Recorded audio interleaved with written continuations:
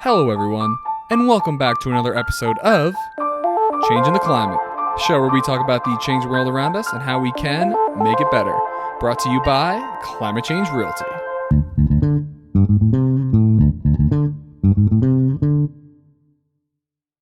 All right. Hello, everybody, and welcome back to another episode. Of course, Changing the Climate, always talking about the changing world around us and how we can make it better. Very excited to welcome my guest, Beth Hartman. Thanks, Ethan. It's great to be here. I am very excited to talk to you about a bunch of different stuff today. But before we get into all the little details, we, of course, always love to get the show started with a little bit of background on who you are and how you got to be doing what you're doing at the moment. Yeah, thanks. So I've been working on energy and climate for about 10 years, a little over 10 years now. And I was born and raised in Boulder. I've always had a big interest in the outdoors and, you know, our beautiful planet. And so it kind of led me into this line of work. And it's, I think, one of the most important areas of focus for humanity at this time. I think you and I both agree beyond a doubt. But do you think it's like Boulder's so like connected to nature, like we can go off into the mountains within like a 5-minute walk from where we live? Where do you think like this deep like interest in protecting the climate or just the environment really originate? Do you have like a story you can think of or like a moment in your life when you're like, oh, I love nature? I can't really point to a specific moment. Maybe I did Outward Bound in college, so I spent a lot of time in that program hiking around in the Sierras in California, and it's also a very beautiful mountain range. And that was very eye-opening. But I think more for me, it's not so much people ask, why are you interested or passionate about climate change? And it's not really that I'm passionate about it so much as like, it's the same way that you would be passionate about a life jacket. If you were on a boat that was sinking, you would be like, I really need that life jacket. Like I'm pretty interested in that life jacket. So it's more of a sense of existential dread rather than passion. Well put. Where did your focus on clean energy then come from? Because there's a lot of different solutions to climate change. Obviously, that's probably the biggest one, and that gets the most like media coverage, I'd say as well. I'm curious why you have chosen to kind of focus on that with your work. Yeah. So energy, as we say at RMI, is about 70% of the problem. When you look at global emissions, obviously agriculture and other areas are important as well. But 70% is a big number. And so if it's 70% of the problem, it could also be 70% of the solution. So I kind of really look at it as like the biggest lever we can pull. And there are a lot of reasons to be hopeful about energy because we're making a lot of progress in different sectors, especially in electricity. And if we can clean up the electricity sector, and then get everything to be powered with clean electrons, that will make a huge dent in the emissions problem. So I was led to energy just by sort of thinking through the size of the problem and the size of the solution, the potential. Yeah. So when you say like agriculture is like a separate part, isn't like there like a lot of energy used in agriculture? Like how do those like percentages like stack up? There is. I'm just not an expert in agriculture, so I would Fair feel enough. uncomfortable speaking to that. But I think also to some degree, like I got into energy because it's a huge part of the problem and solution, but also I was lucky enough to work for an energy startup after I did a fellowship at the law school called Simple Energy after they went through Techstars. And so I just learned more and more about energy as I was working with that company, and it kind of was just the natural path for me. So Very cool. a lot of the career path for people, looking back, you think, oh, it's so intentional, but actually like a lot of it is kind of luck or chance. Yeah, I definitely agree with that now. Can you tell people what Techstars are? Because I know what that is because I worked with Boomtown and they were like affiliated with them. But what's an incubator and what's Techstars? And we're going to talk about a lot of startup stuff today. Yeah, Techstars is an accelerator. There's some differences between incubators and accelerators, which we can get into. People sort of debate what an actual accelerator versus incubator program is. But Techstars is a fairly classic accelerator in that it's like a specific amount of time. It's about 3-month long program, and they run companies through a specific set of curriculum. and beginning with sort of like mentor madness. You meet all your mentors and then you work on your product market fit and you do all these specific things until you get to the demo day. And then hopefully you raise money from investors and grow your company. So Techstars is one of the biggest accelerator programs in the world. They have, I don't know how many programs all over the world. They have thousands and thousands of companies that they've helped start. And they also have like affiliated investor funds. So it helps for the startups to get a smoother path to fundraising. And they have a lot of different focus areas. They do programs in energy and sustainability, as well as in fintech and, you know, food, you name it. They have a ton of different types of programs all over the world. And did you say you went to law school? Was it at CU? I did a fellowship at the law school. Yeah. Fellowship. It was a year-long fellowship, helping in the entrepreneurship center there at the CU Law School. So I ran a student business plan competition and wrote a lot of reports on innovation and energy and telecom and different topics. It was kind of an exploratory fellowship for me. I thought I wanted to be a lawyer, but it turns out I was wrong. So I did not go to law school in the end. No worries. Oh, it's a bunch of time anyways. We needed you out here in the field. That's right. So you said you worked with Techstars and you got involved with a company called Simple Energy, was it? Is that what it was called? Yeah. So what do they do? Simple Energy is a behavioral platform to help encourage people to save energy, more efficiency, and more what they call demand response, which is like turning down your air conditioning if it's a really hot day. Cool. And they went through Techstars, I think it was in 2010-ish. And so then I joined them right after they graduated from Techstars, when they had, you know, the two co-founders and a couple of engineers, and I was the everything else. So I did a lot of marketing and office, whatever, just sales, whatever needed to be done. It was very exciting. It was also pretty intense, you know, especially at an early stage of a startup. It's just a little chaotic and very stressful, but very exciting. So I didn't manage to hang on for too long because the pace, it takes a certain personality. So from there, I went into more energy focused nonprofits and research groups. Are you like specifically interested in like startup companies, or did you just want to be involved with a new company because they were the ones kind of doing the stuff that you were interested in? Because I know the whole clean energy thing is not exactly old school at this point. Yeah, I specifically was interested in startups because of the importance of innovation and in driving change in the energy industry. I think there's this sort of ridiculous debate sometimes about like, is it innovation or is it deployment of existing solutions? And of course, the answer is always, it is both. So you don't get existing solutions unless you innovate. You know, it took 40 years for us to get to where we are with solar panels. And now they're one of the cheapest forms of energy on earth. Like, hooray, we made it, but it took a long time. So you need to have innovation and deployment of existing solutions. And there's no need to like bicker over which is better, because obviously we need both. So for a long time, I focused on more of the earlier stage innovation side of things. And now I'm personally getting more interested in the later stage deployment and scaling of solution side of things with tools like finance and other ways that you can accelerate that because of the time sensitive nature of the climate crisis. We have to deploy existing solutions as quickly as possible at scale. Beyond a doubt. So speaking of bickering over what's going to be the right solution, I asked this question a lot when I first started the podcast, and of all people, I'd really love to ask you about this. Kind of the distinction between the role of like governments, individuals, or corporations. Like what role do you think startup companies and large corporations have to play in this fight we call against the deteriorating climate? Like versus like individual action or governments? Because I'm of the opinion that we have a robust economic system that exists in place that incentivizes people to do business with the best companies in the world. And I think the best companies are motivated by enlightened self-interest and trying to make the world a better place and create the best product. So I think if we can just sneak in there, switch all the businesses to be environmentally friendly, we can hit this time constraint that you and I are concerned about. But I wanted to hear what you think.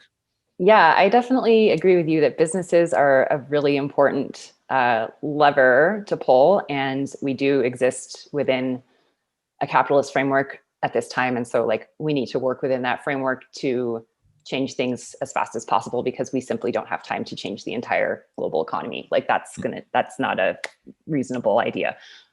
So at RMI, we do really focus on market-based solutions. We work with a lot of corporations, and we are very interested in helping them discover the pathway to decarbonize their industries more quickly, because one of our former colleagues, Paul Bodner, who now works at BlackRock, likes to say the real economy is not a side event. It is, in fact, central to the decarbonization process. And we need to make sure that businesses are elevated to the same level of importance as governments. Governments, of course, have a huge role to play. Policy matters. It's very important. But we have COP26 coming in Glasgow in November.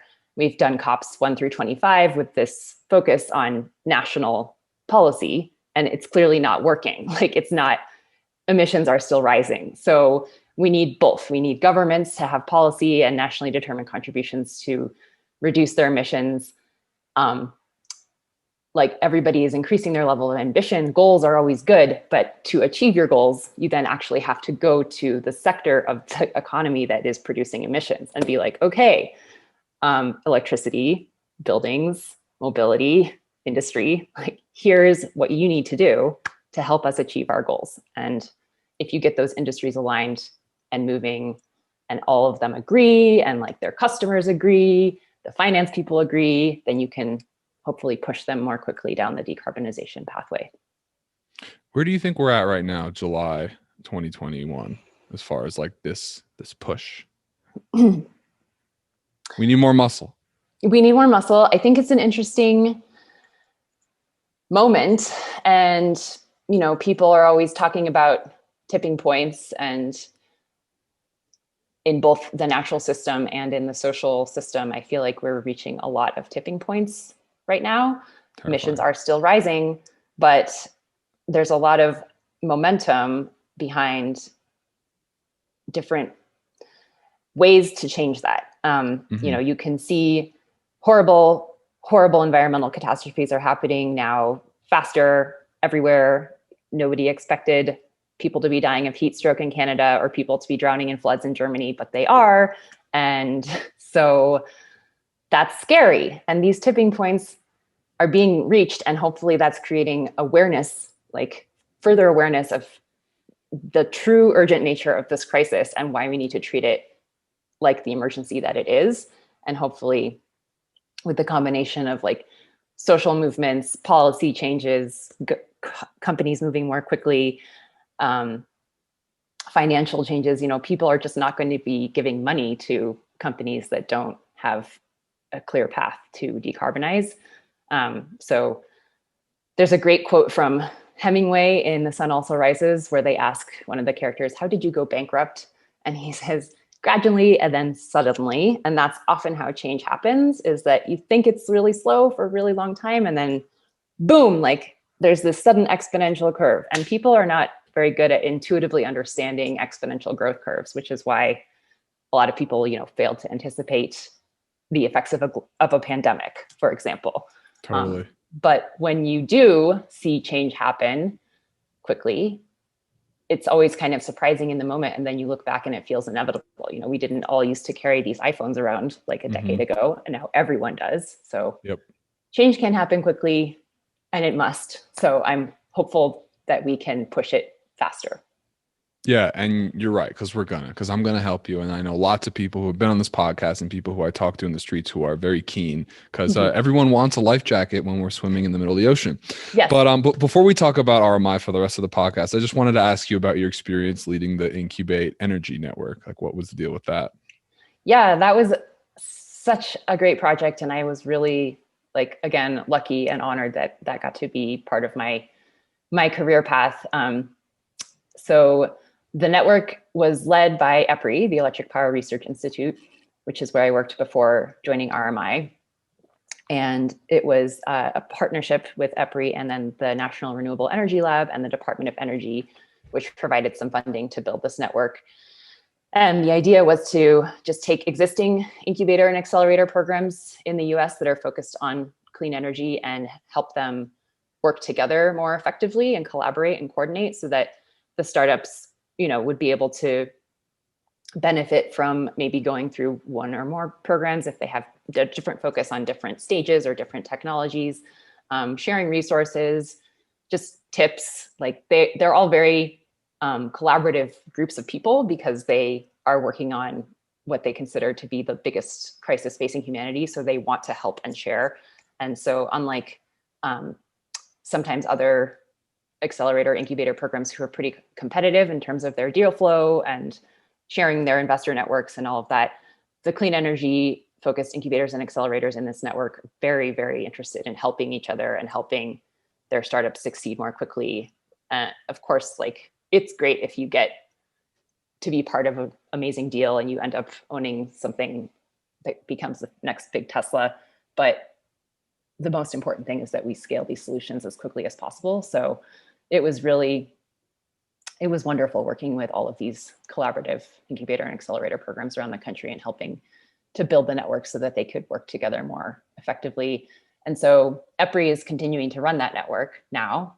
So it still exists, which is great to see, even though it's no longer being funded by the Department of Energy, because they just see so much value in supporting the innovation in the energy industry and bringing those startups to their utility members to help them drive towards decarbonization more quickly. Beth, I'm getting the feeling that you're not in this to become overtly wealthy, benefiting off of clean energy. I think you seem like you actually care about the issue. It's the strangest thing. It's true. If I wanted to get wealthy, maybe I would, do better learning more about finance and become a VC or something. But I'm really just in it for humanity. Yeah, and you're working for a nonprofit organization called the Rocky Mountain Institute. Is that right? That's correct. We actually just rebranded, so now we're officially just RMI, but Rocky Mountain Institute, formerly known as, yeah. Cool. So what is RMI and what do you guys do? So RMI is a global nonprofit. We've been around for almost 40 years, originally founded in Basalt up near Aspen by a gentleman named Amory Lovins, who has written many books on the topic of clean energy, like Natural Capitalism and Reinventing Fire and other things. So he's sort of a guru in the space. A lot of people know his name. And we are now, let's see, I think we're over 400 people, and we have offices in not just Basalt, but Boulder, DC, New York, Oakland, Beijing, Delhi, and we're opening one soon in Africa. So we take a really global approach to the energy system and a really systemic approach to the energy system, which is something that I appreciate. I really enjoyed working with EPRI as well, but they focus only on utilities, which is a big part of the energy system. But there's also, oil and gas and a bunch of other parts of the energy system that we need to work with. So at RMI, we say we do 2 things in 5 places. And the 2 things are, first, decarbonize the big sectors of the economy. So electricity, mobility, buildings, and industry. And then second, accelerate decarbonization of those sectors through market catalysts that drive change more quickly. This is things like finance, data, technology, education, and policy. But we aren't primarily focused on policy, unlike a lot of other nonprofits in the energy and climate space. Right. And then the 5 places we do this work is US, China, India are the first 3, because if you add those up, that's 50% of global emissions. Wow. Cities, because they're big centers of emissions and innovation and people. And if you can move cities more quickly, that makes a big difference.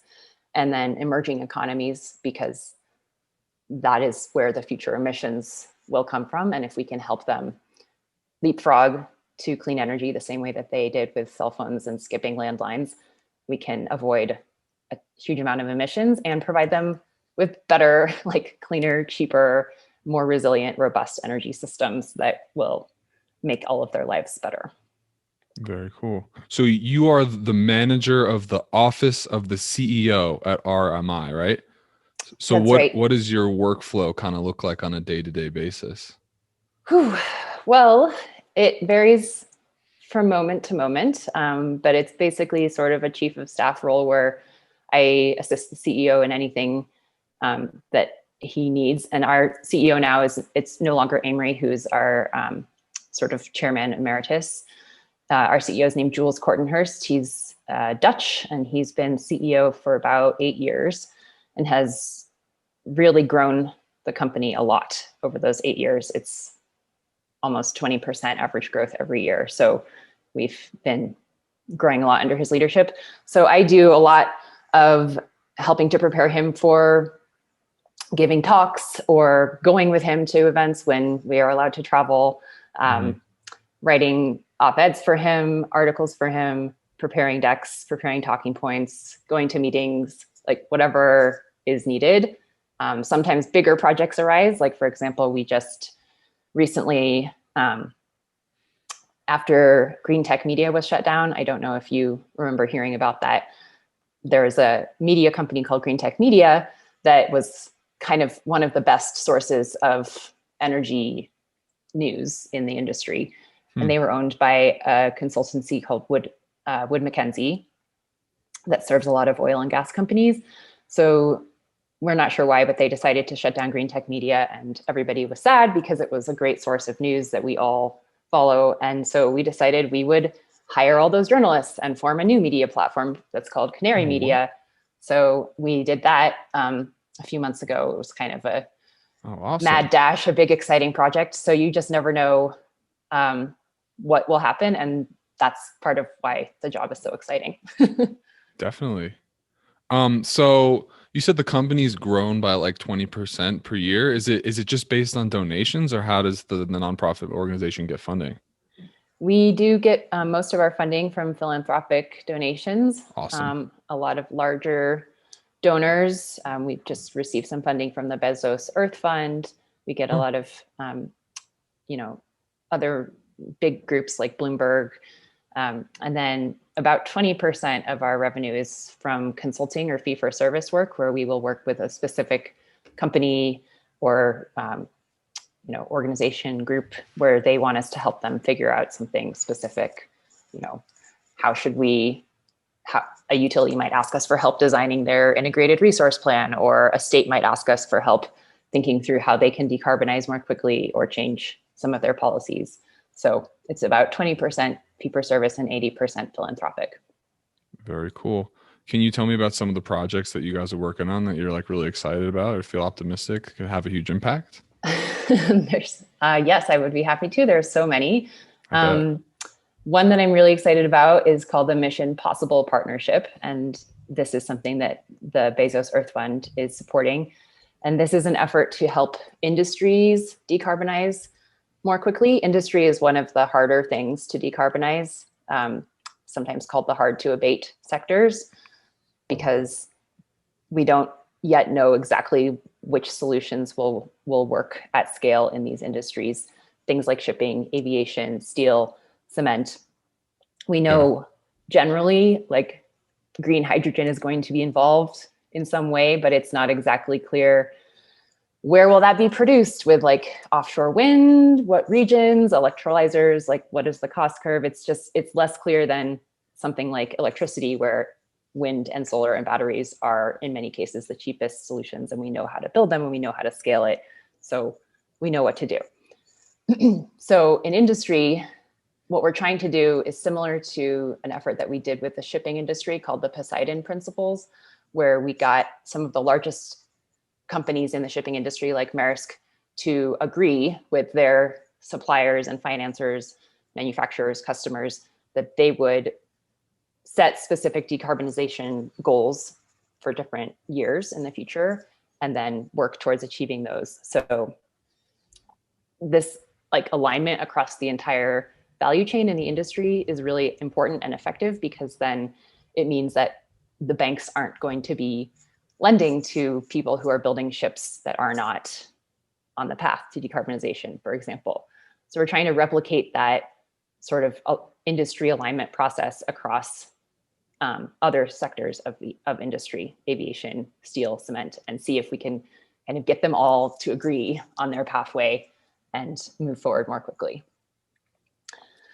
Yeah. Happy to talk about other programs too, but that was just the first one that came to mind.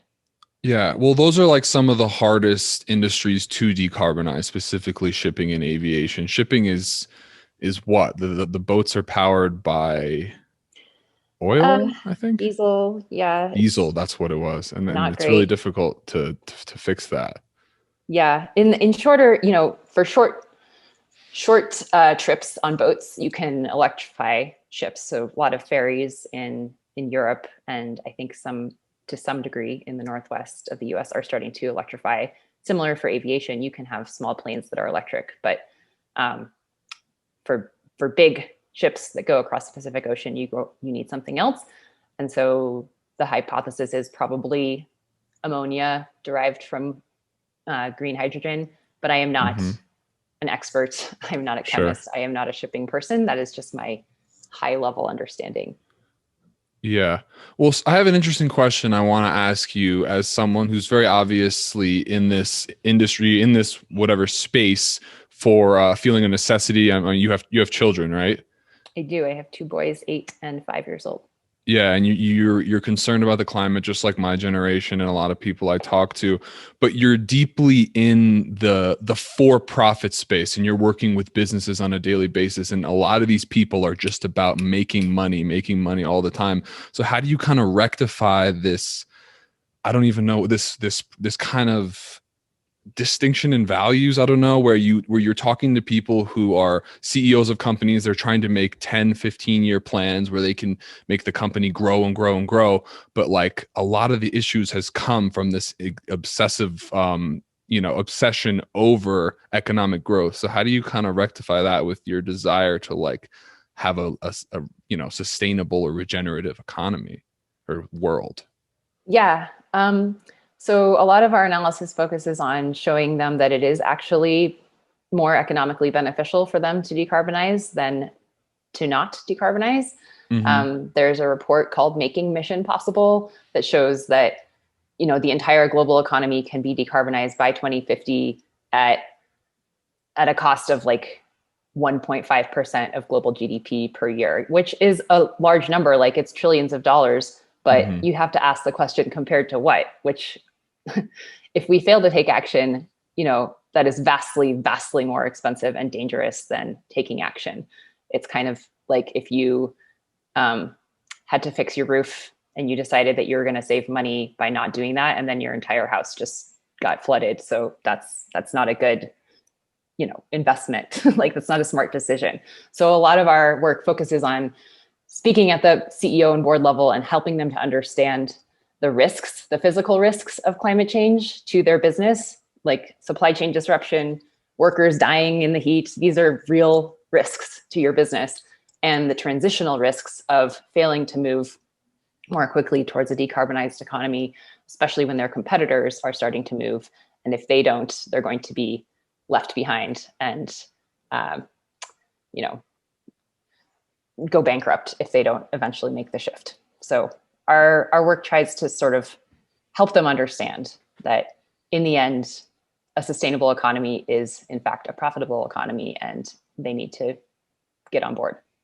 Fair enough. Yeah, I don't want to put you on the spot too much, like asking you to condemn your billionaire friends. But We're always um, happy to take money from billionaires, redistribution of wealth. It's good. yeah, I think it totally depends on the person. I think a lot of people have become very successful by always catering to their customers and trying to create the best product and make the world a better place. And then I think there's some people who are totally focused on wealth creation, and it's just a game of increasing their numbers because it's fun. But that's a conversation for another day, I suppose. Mm-hmm. I just wanted to ask you if you think it's actually realistic for us to have a 50% reduction in greenhouse gases in 10 years. So it is technically and economically possible, right? Whether it's realistic or feasible, a lot comes down to humans and the choices that we make, and Will. um, how quickly people begin to understand the urgency of the crisis and move, especially leaders like presidents, CEOs, people who are in charge of banks. If they start to move, everything moves more quickly. And that's not to say that it doesn't matter what you and I do. You know, every action matters. Everyone can Hmm. do something.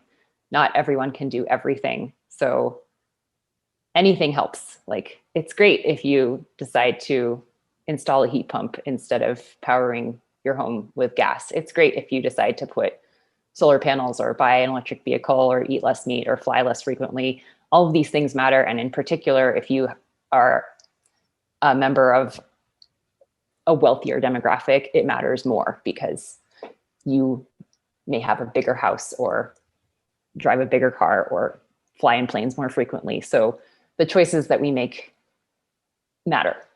And it can help inspire your friends to make better choices if you show them your Model 3 Tesla and how cool it is and let them drive it. It's super fast and fun and Yeah. it's cheaper in the end actually than a gas car. So everything matters. I think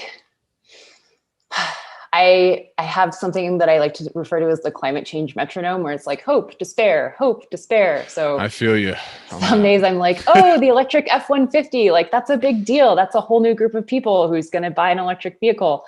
And then some days I'm like, oh, wow, yeah, flooding in Germany, that's really bad. Like, that's Hmm. really bad. Um, but all you can do is keep going because, like, what other choice is there? You're not just going to give up. I mean, what? That's ridiculous. Put on your life jacket, like, start swimming. Definitely.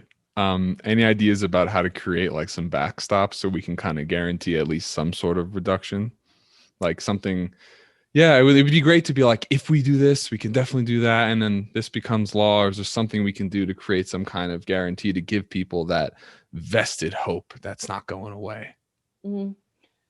I think if you think about it like from a systems level perspective, as we like to do at RMI, first you have to decarbonize the electricity system, right? And we're actually making a lot of progress on that. The electricity system is the one industry or sector of the economy that has actually reduced its emissions significantly over the last decade. And so if we continue that and accelerate the pace, like no new coal, no new gas, retire the coal and gas that exists more quickly, build a ton of clean energy, we can get to 80% clean electrons by 2030, like pretty easily. A lot of utilities have committed to that. They know that that's possible. So then Mm. if you can electrify everything else as much as possible, cars, homes, then that that takes a huge chunk out of the emissions as I discussed at the beginning. So um, I think if we can just kind of keep building momentum and cleaning up the electricity system, getting more electric vehicles out there, not just cars, like bikes and scooters are cool too. Hmm. Public transportation matters, zoning matters, land use matters. If we can try to get more cities to commit to banning gas in new buildings, which a lot of them are starting to do, and then working towards taking gas out of existing buildings, that's a big deal. Um, so there's so many things that we can do, and I believe that we will accelerate progress in the next 10 years because more and more people will become aware of the solutions and more people will become aware of the urgency and the need for doing so. Yeah, and you're gonna keep helping us out. We got you, we got 350 Colorado, Citizens Climate Lobby, we got all sorts of people working on this stuff. That's what I'm trying to highlight with this show. Yeah. But can you explain kind of why electrification brings down emissions so much? Like, how is it so different from just like having a gas powered car? Because don't they both require like energy either way? They do both require energy, but electric cars are incredibly more efficient than gas cars. Gas cars use, something like 30% of the fuel actually goes to moving the vehicle, and the rest of it is just wasted heat. Oh Um, wow. so it's much more efficient. Electric motors in general are more efficient than engines that burn fuel. And then, second of all, we know how to make electrons that are zero carbon, and we don't really know how to make gas that is zero carbon. Like, Hmm. yes, carbon capture and sequestration is an important thing that we're going to need uh, Yeah. to remove the existing emissions in the atmosphere and abate future emissions that can't be quickly decarbonized, but it's that's where the gap in the existing technology and what is needed is largest, and it's just not economic. Like, it's just not cheaper to put carbon capture on a coal or gas plant than it is to just build clean energy. So we know how to create clean electrons that are cheaper than dirty electrons, and we know that powering things with electrons is more efficient. So that's why electrification, clean, efficient electrification, is a big force for decarbonizing the entire economy. So, and when you say clean, you're talking about hydro, solar, geothermal, like all that stuff. What makes that stuff clean and Mm-hmm. like gas and oil like dirty? Just like CO2 emissions? Is there not any CO2 emissions at all in the clean energy? That's right. Anything that can produce energy without producing emissions is clean, and not just CO2, but also methane. So Mm-hmm. that's a big problem with gas, because methane is a much stronger greenhouse gas than carbon over shorter timescales. So if we can stop methane, that would be a really big deal. Of course, there are some emissions involved in producing solar panels and wind turbines and all of these, pieces of infrastructure that we need to create clean energy. But compared to the amount of emissions coming from a fossil fuel system, it is negligible. And as we increasingly decarbonize the entire energy system, you can then produce future infrastructure with fewer and fewer emissions. So it's like a virtuous cycle. Gotcha. What about like these rare earth materials that we have to use for like solar panels and stuff? I'm going door to door talking about climate change. So I hear everything across the board about, oh my Mhm. God, that's so amazing. It's like you're wasting your money, man. Like climate change isn't real. And to like, it's not practical because people are, the developing countries are just going to burn coal and then they're not going to build solar panels because you have to dig those out of mines. And then the people in the mines are like getting slave wages or whatever. So I just wanted to ask a little bit about like the details of like clean energy. I guess solar is like the best example. It has like rare earth materials that we need to build them. And do those wear out? I hear people have to replace their solar panels and stuff. Mm. Yeah. So solar panels last for decades. I think NREL, the original solar panel that they built to test, is like still going, and it's 50 years old. So Sweet. they last for a really long time. So do wind turbines and batteries. The rare earth question is certainly something that needs to be addressed, but increasingly new battery chemistries are emerging that are able to be produced without rare earths or with much lower levels of them.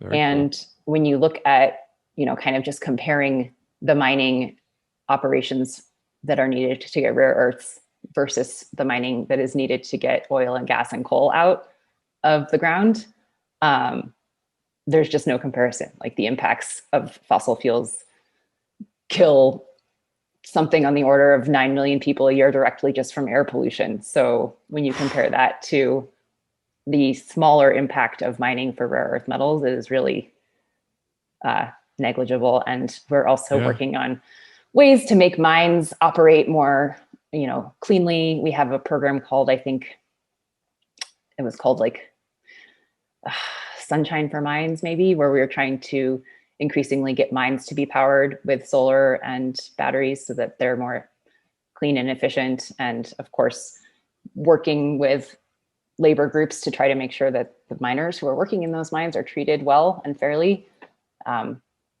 So equity in the clean energy transition is another huge topic that we can dig into if you want.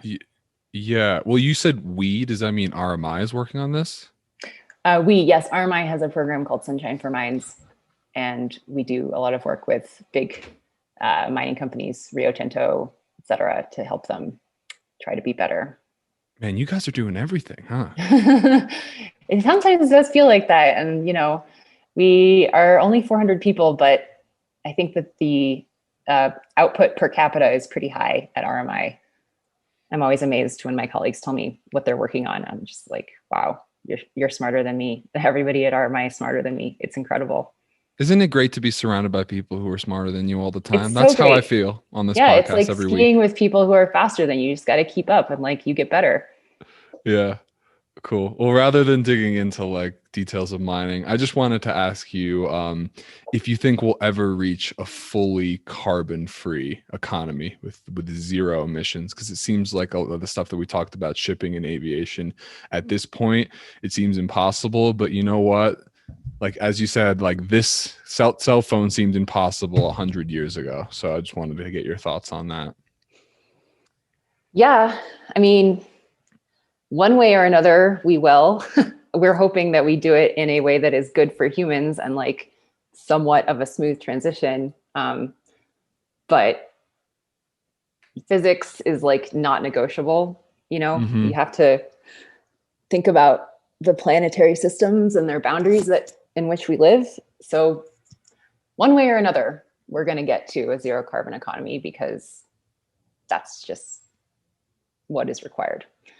Hmm. Um, I think it's Christiana Figueres and probably others have said something similar.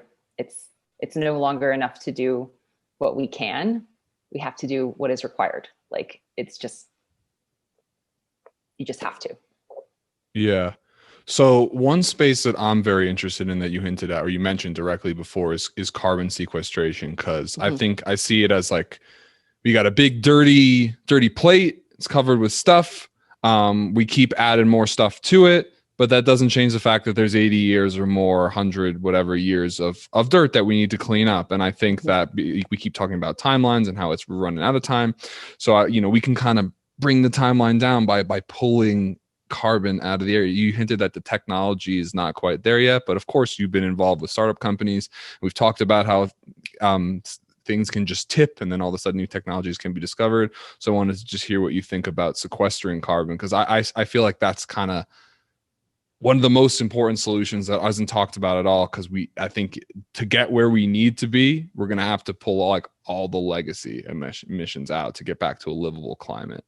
Yeah, that's definitely true. And most of the pathways described by the IPCC reports about how to get Mm-hmm. to our goals of 1.5 degrees include negative emissions or carbon sequestration because we have put so much uh, dirt into the atmosphere. I like your dirty plate analogy. We sometimes also use the bathtub analogy where it's really full of dirty water right now, and you have to drain the dirty water and put Mm-hmm. clean water both at the same time. Um, a lot of the discussion around carbon capture and sequestration focuses on like current and future emissions. So how can Yeah. companies that are creating emissions use carbon capture and sequestration to stop their emissions now and reduce their sort of total emissions in the future to hit net zero. But we need to also be talking about, as you correctly pointed out, historical emissions. And there's a big question of who should be responsible for removing what amount of emissions that are currently in the atmosphere, whether it's the companies that have emitted the most historically, the countries, like who is going to do that, who will How about the pay. richest nation in the world that is responsible for almost everything? Yeah. So we need to figure out who's going to pay because, as you correctly pointed out, there's still a really large gap in the technology between what is currently available and what is needed.